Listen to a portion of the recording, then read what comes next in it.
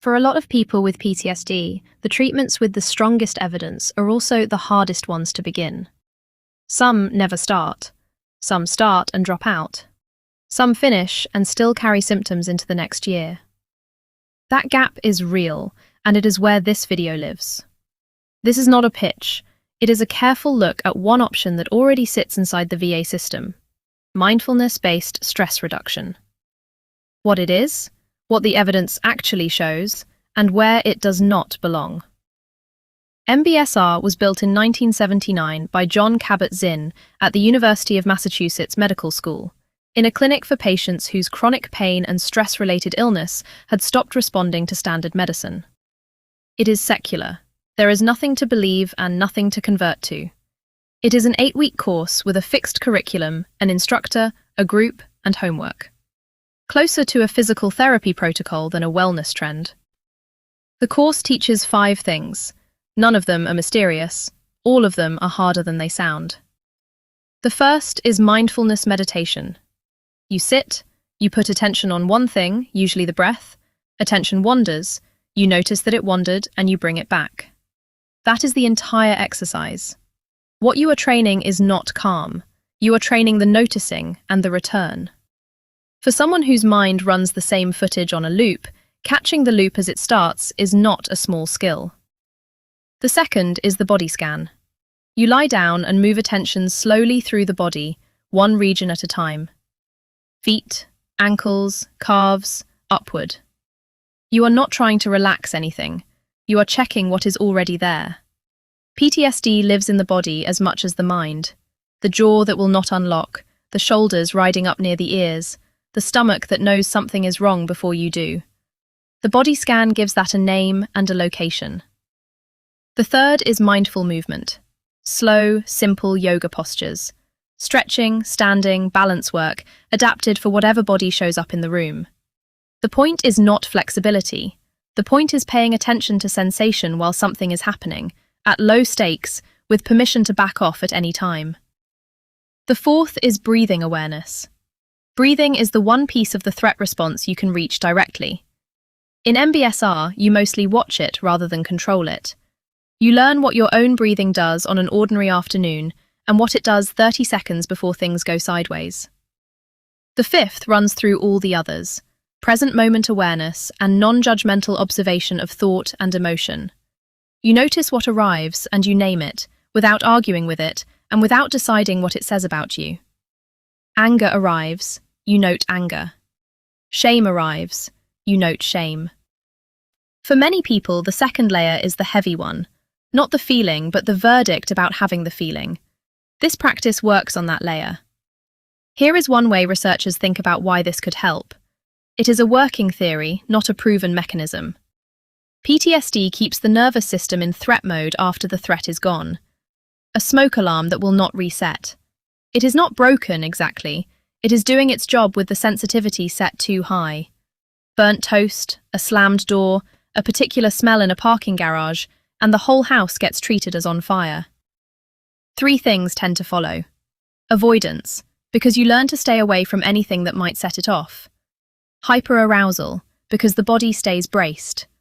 Numbing, because if you cannot turn the alarm down, you can turn everything down. Trauma-focused therapy goes after the alarm's calibration directly by working through the memory itself. MBSR does something narrower. It trains you to hear the alarm, recognize it as an alarm, and keep your hands steady while it sounds. The alarm still goes off. You stop evacuating the house every time. That is the theory. Staying with internal experience instead of escaping it, on purpose, in small, repeated doses. Now the part that matters. What has actually been measured? In 2015, Melissa Poluzny and colleagues published a randomized trial in JAMA. 116 veterans with PTSD. Half received MBSR, half received present-centered group therapy, which is real treatment, not a waiting list. That comparison is a strict one.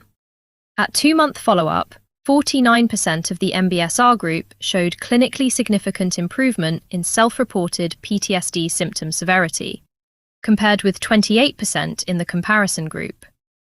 That is a genuine difference. The caveats are part of the finding. Loss of PTSD diagnosis was similar between the groups, roughly 53% versus 47%. The advantage showed up on symptom severity, not on who still met criteria. And the MBSR group spent more contact hours with a clinician than the comparison group. Some of the difference may be dose rather than method. Modest, real, and not miraculous. One trial in one veteran sample. Which brings us to the 2023 VA/DoD Clinical Practice Guideline for PTSD. The language there is precise. We suggest mindfulness-based stress reduction for the treatment of PTSD. Suggest, not recommend.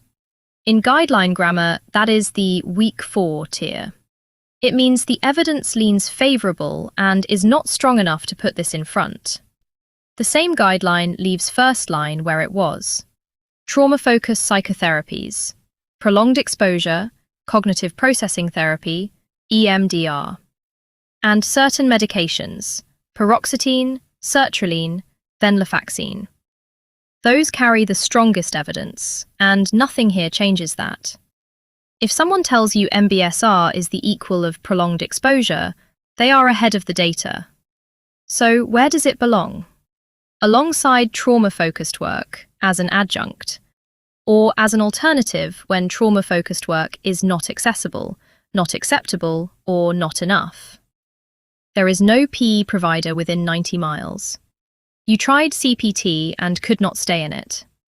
You completed the protocol and still wake at 3 in the morning. Those situations are common. They are not failures of will.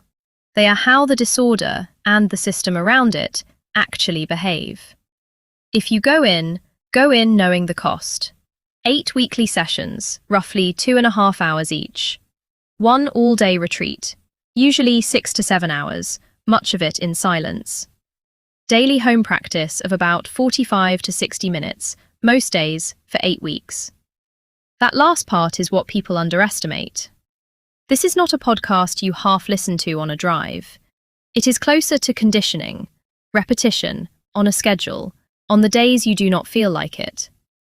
The trial results come from people who did the work. One more thing. For some people, sitting quietly with attention turned inward brings material up. A trained instructor matters.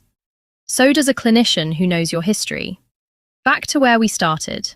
The gap between the treatments with the best evidence and the people those treatments do not reach.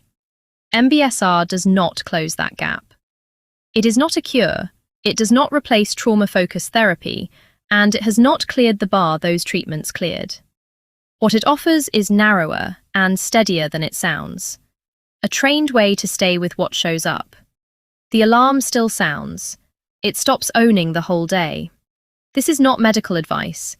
Individual results vary, and treatment decisions belong in a conversation with a clinician who knows your history.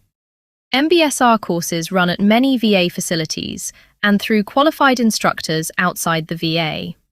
If it sounds worth trying, that is the question to bring to your next appointment.